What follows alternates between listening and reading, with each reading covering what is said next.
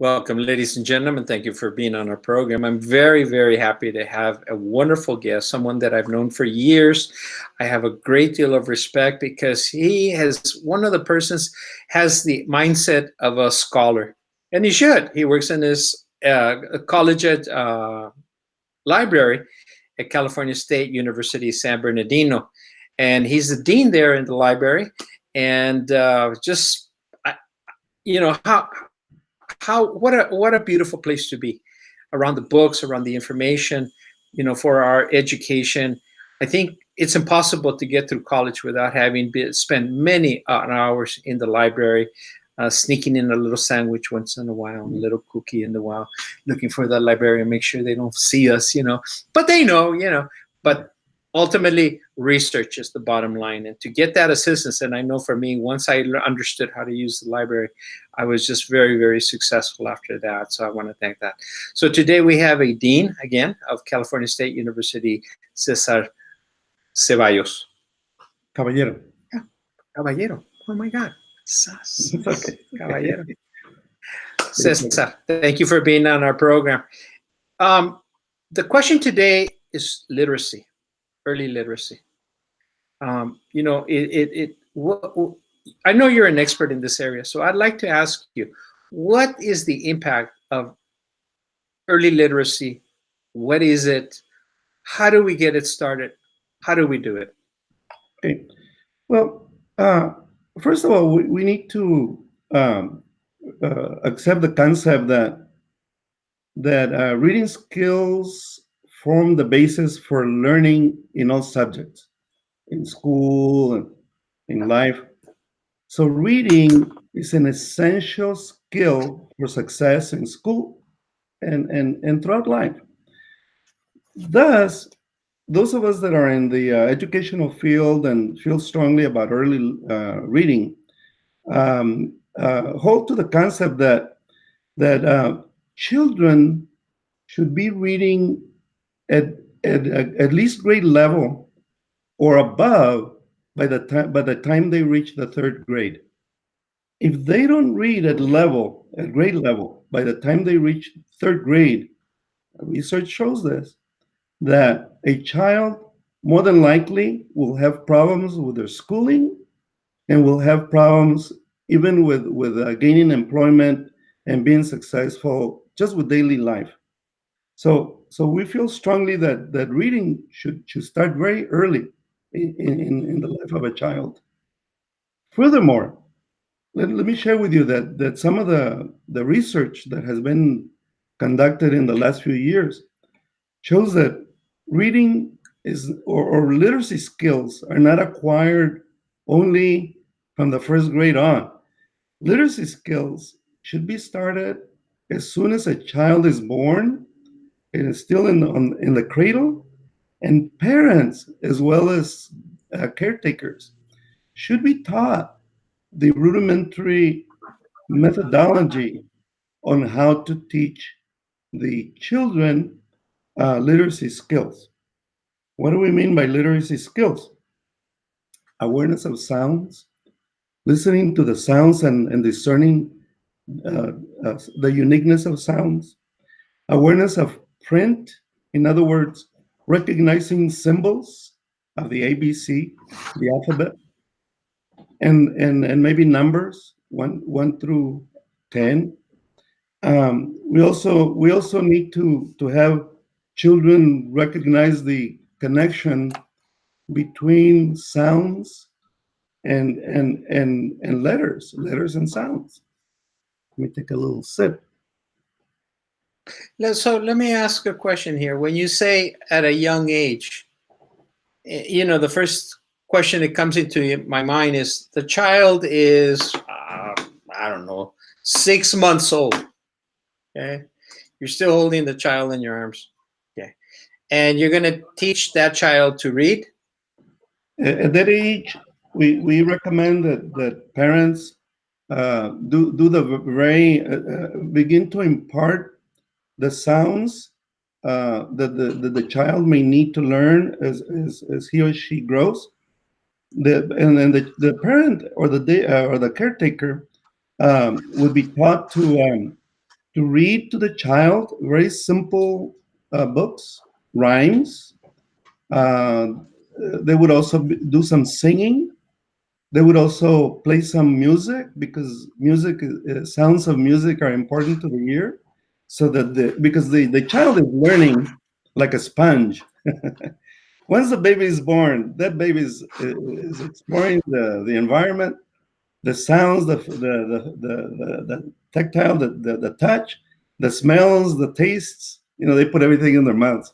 So it's important to expose them not only to the touch, the tactiles, the objects, but also to, like I said, to sounds of words, the sounds of music, and words and phrases. Believe it or not, the child may not be speaking yet, but the child is listening, and the child is learning.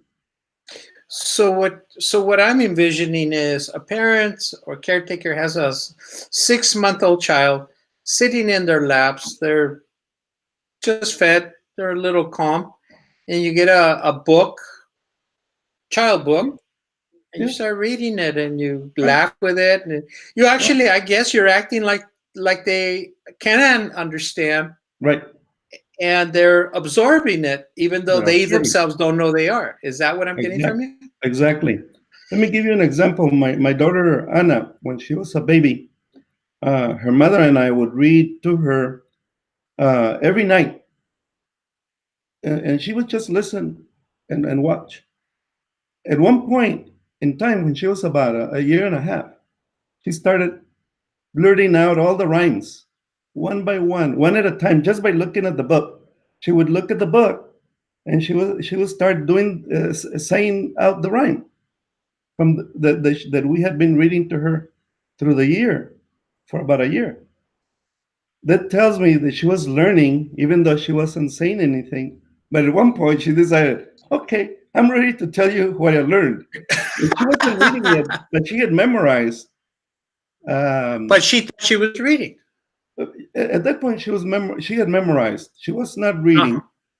Okay. Later on, she started reading, but it was important for her to see that we were reading text from a book that translated to words. Okay. So there And was a that's an important connection then. that's an important So there concept. was a connection between sound and the visuals that she was looking at. Exactly. The text, the child needs to learn very early in life, preferably before they go to kindergarten, that there's a connection between those symbols on the page called letters and words, letters that make up words and words that make up sentences, and the sounds that are being read. That's an important concept. So would you say helping your daughter read at a super early age helped her to be successful? What is she doing now? Um, Anna, my first child, is a fifth grade teacher in Texas, and she's doing extremely well. She loves teaching. The one that is the overachiever in the family is Celeste, my second daughter. I taught her to read at the age of 3, and I always like to tell a story about her mother and I taking her to daycare. And the teachers, the caretakers would call us and ask us to bring advanced readers because she got bored with the easy readers. She was way more advanced than the children at the daycare center. So my child, Celeste, was reading. By the time she was 3 and 4 years old, by the time she was 4 years old and on to 5 years old at daycare, she was reading not at the first grade level. She was reading at the second and third grade level. The teachers couldn't Wow. believe it. And as a result, I believe she became very successful with her schooling, straight A's through her grammar schools and through high school, on to university and on to medical school. And now she's a pediatrician and she's the director of pediatrics at the hospital where she works. Wow, She's what moving an pretty honor is fast. that. Yeah, I've So heard of you could see you saw a direct impact between being able to excel in reading, and that it carried over in order for her to get better grades in school, and then it just propelled her all the way through. Exactly. Exactly. I understand. Right. I want to take a second here to, share with our audience that, ladies and gentlemen, we're talking to someone from California State University, San Bernardino, who is the librarian there, also the dean of the library, CESAR Caballero. And I want to take a second also to thank Felix Zuniga for helping us to get us together and put the show together. It does take a lot of persons in the network to get, Right. groups together, and I always think of Felix, so I want to thank him and acknowledge him as well, and his beautiful wife, also Martha, and their children. So, what is considered an effective reading program? Well, there's a lot of models, but I would like to share one that we learned from Dr. Coleman, Ed Coleman, back in the 1980s um, at UT El Paso. He taught us something called the use of sight words uh, to begin to teach the child the connection between symbols and words. And I'm going to demonstrate what Dr. Coleman taught us, taught Awesome. several of us. And it is a methodology that we've used very effectively with preschool children. As a matter of fact, we used it with pre-kinder children, 3, 4, and 5 year olds, and it's the use of learning objects like this. We would say to a child, "Here's a word with the letters LOOK, and it spells look." Now, the child may not have ever spelled the word, not even the word look. But here, the child is beginning to understand the concept that letters and sequences of letters make up words and have meaning. Look. And then we put it over our eyes. Look. You see? And the child makes the connection between the word and its meaning. Look. So in fact, we would make little holes on the O's, and we put our eyes through it, and the child, we would ask the child to play with that too, and the child would then learn the concept of connecting the symbols, the letters, in order to make a word and that has a meaning. That's one word. The other word that we would use quite often is the word see. Mm. Mhm. And like that, there's words in English and Spanish that can be used to teach the child the connection between symbols, sets of letters, and then words. Beyond that, we also used the concept of the 100 sight words. So the concept of sight words has been around for a long time. By sight words, we mean words, and I'm going to show them in the screen. Words, simple words that a child, preschool child, can begin to understand and to begin to read. At first, they memorize. I want to share with you what we found through some experience working with children in the barrios. They would memorize the word da, T-H-E. We would spell it out for them. Here's the word, T-H-E. And the child would look at the word and memorize it. They were not reading yet, they were memorizing. And then they would teach them other words like of, very simple word, of, O-F, and end, A-N-D, and to, and you, point to you, Y-O-U, and simple words like that. What happens invariably, and every time we tried it with kids in the barrio, 5 year olds, one day after so many lessons, about 4 or 5 little lessons, which amounts to about a week. By the second week, guess what started happening? They started reading. We would flash the card with the word D, and most of the kids would go the or da. We would flash the card for the word A and D and say and. They would yell it out, and we made it like a game. We made it fun.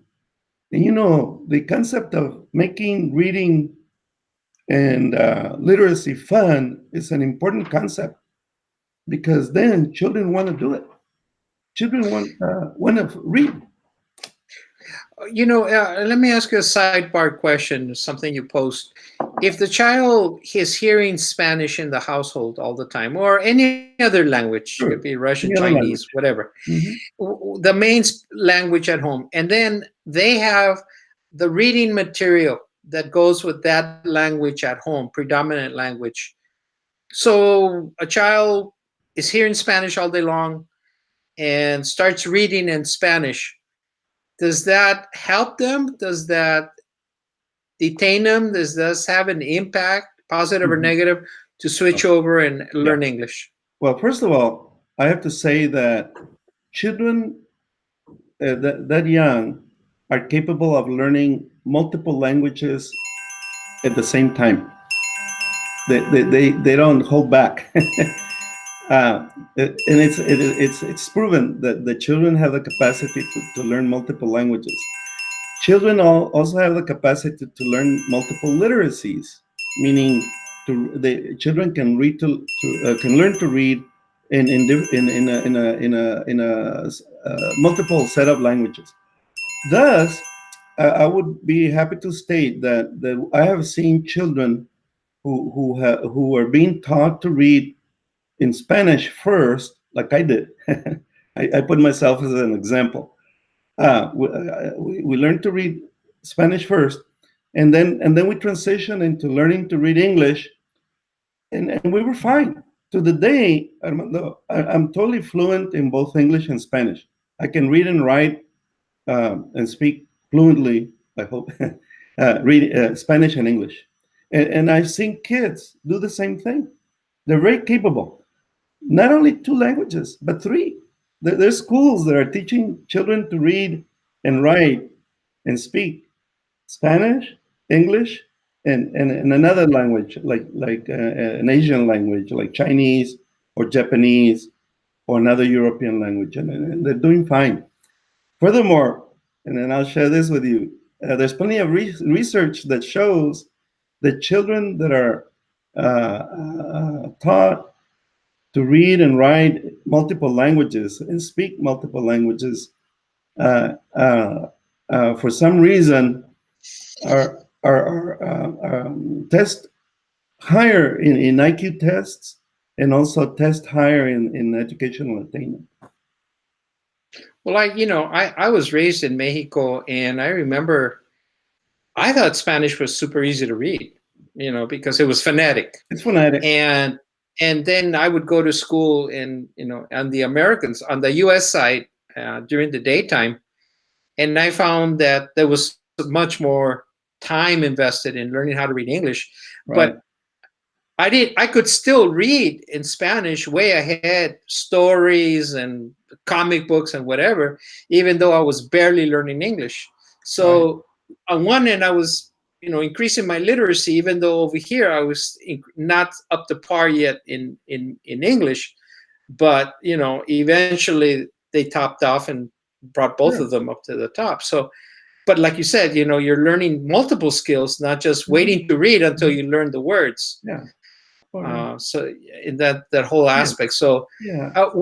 So where can a parent or a teacher find enough books for early childhood readers?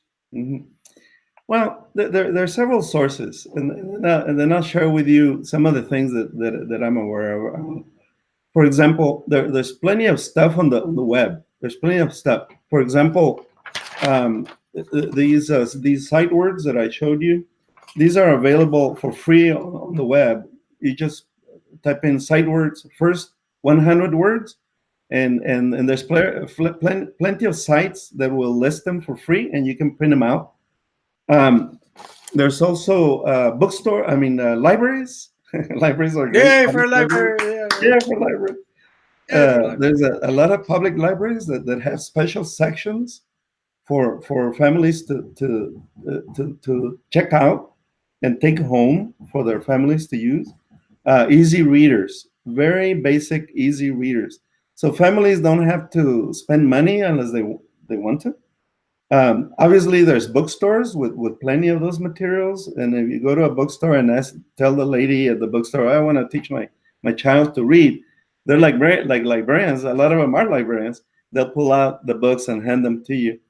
Um, Beyond that, they might parents could check with their school systems, because many school systems are now providing parents and caretakers free material so that parents can begin to teach their children to read at a very early age. I'm aware, for example, that the San Bernardino Independent School District, through Ted Alejandre, the San Bernardino County School District, or superintendent of schools, are making available free of charge a whole set of materials that parents can use to teach their children to read. And all they have to do is download an app, and then using that app, they can get books, they can get flashcards, a whole set of materials. So parents don't have to spend any money anymore unless they want to acquire the materials they need to teach their children to read at a very early age. I want to ask you about. I know you highlighted a project, El Paso Adelante, and before I get to that, you reminded me of something that I thought of many years ago, and it's, I guess, one of the best kept secrets of teaching your kids how to read in television is putting your television on closed caption and Oh seeing yeah, the words come out all right, all the time, and just right. keep it on closed Keep caption it on for close. everything that comes out, no Yeah, matter what it is. yeah. And it Good is idea. bothersome to have it run through you, but its benefit, Great it's idea. in all our systems. So Yeah. I've always wanted that. But let me go on to El Paso Adelante project, because you highlighted that as being a major program. Paso Adelante project in El Paso, as the name says, was put together back in the 1980s to begin to address the concern that many children were falling behind because of lack of literacy, were falling behind in their schooling, in their academic achievement. So El Paso Adelante, which was made up of mostly Mexican American leaders in the city, and a lot of them were teachers or educators, by the way, including Mm. myself. So we formed a subcommittee, and we approached several superintendents and several principals in the city about a potential project. We were given permission to work at several three barrio schools in very poor areas of the city, in areas of the city that demographically we knew had very low academic achievement levels, not only among children but also among adults. And we I should say we experimented, because at the time there wasn't the amount of literature. We didn't have the amount of literature that exists today. Now we have tons of literature, tons of studies have been made. In those days, it was a little skimpy. So what we did is we experimented with some methodologies, including Ed Coleman's methodology that I demonstrated earlier, with teaching students sight words. And then we experimented with a couple of other concepts. One concept was the importance of reward systems, Mhm. okay? Tangible and intangible. The school system was not using reward systems. They were basically giving a grade whether if a child learned to read or not.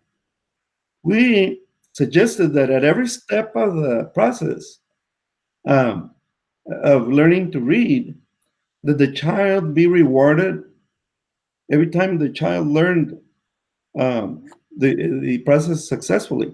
For example, discerning a sound or learning to read a letter or a word, that the child be rewarded with a tangible or intangible reward award. And guess what? It worked like a charm. The teachers, we had to instruct teachers because teachers were very incredulous, by the way. Let me share that with you. Teachers couldn't believe that we could teach children that young to read. So we had, first of all, we had to convince them that we had examples of that actually being possible. So once we convinced them that we should try, then we had to teach them, we had to train them, entre comillas, we had to train them on the concepts and how to apply the concepts with children. The reports that we received is that the children were achieving at very at higher levels than before the reward systems were applied.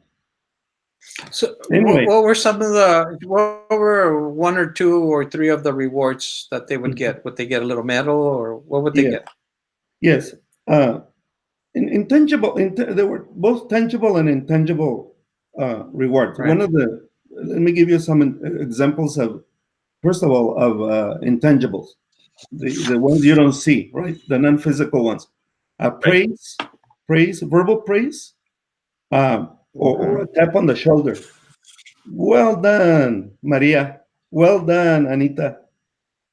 Te aventaste. You learned to read the word the, or you learned the word see, or you learned the word look. Okay. When the child learned to read X number of words, then the reward was higher. The reward could be a little star on the lapel, a little coronita or a little star. At the end of a week, if the child had progressed with the learning, the child might be presented with a little regalito, una chucheria. We bought a lot of stuff. In those days, we didn't have dollar stores, so we ordered a lot of stuff from a wholesale company, and we would give them little toys to play with, and they loved them. They also loved to have their own fancy pens with a little character as an eraser, or pulseritas. The tangibles were very, to us, they were not costly, but to the child, it was a reward that they valued, and as a matter of fact, they were very proud of them. Teacher, I would walk into the classroom, and the children would mill around me, and they wanted to show me their rewards. I got a pulsera because I learned 5 words last week, or I got a collarcito de plástico because I learned X words the previous week. So it's a psychological reinforcement, basic psychology, right? Reinforcing the behavior, Sure.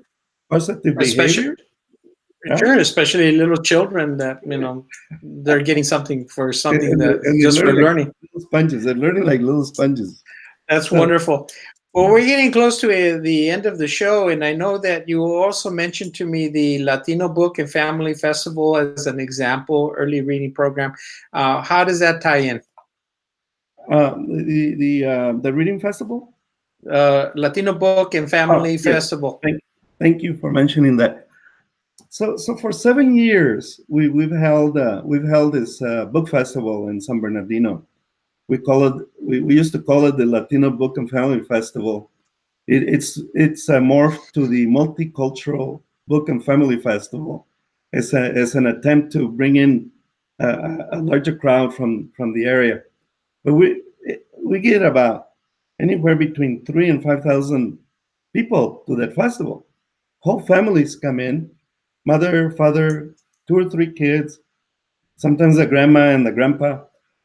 And all we do is promote literacy through having authors present, through having the school systems come in and teach the parents how to teach literacy to the children, talking about the importance of literacy, not only in the younger years but through grammar school and through high school and on to college. the importance of having books, magazines, and newspapers in the home. And then we give away books. We give about 5,000 books every year, not only children's books, but young adult books Wow. and adult books. And almost everyone that walks out of that fair, book fair, will be carrying a book under his or her arm. This is like on a weekend, something like on a Saturday, on somewhere in the Yeah, facilities it of the usually campus takes or place something. on a Saturday, Okay. on the last weekend of April, right before Cinco de Mayo. Of April. And we're gonna have it again. Yeah, antes del grito. Wonderful. And we're gonna have it again every year. The Well, reason I want to mentioned thank you. that- oh, perdón.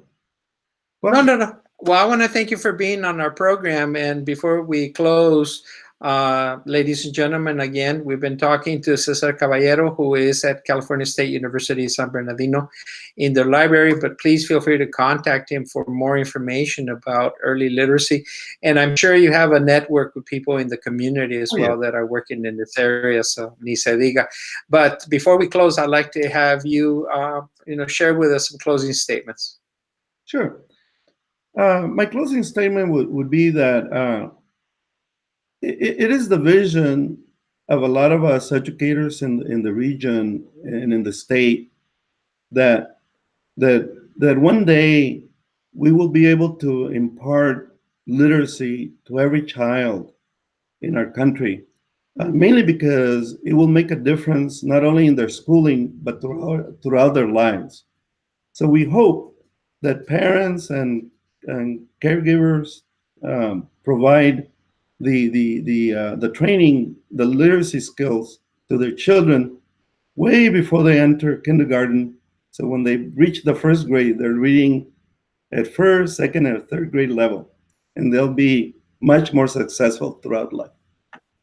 Those are very strong words, but they also impact the great success of the children as well.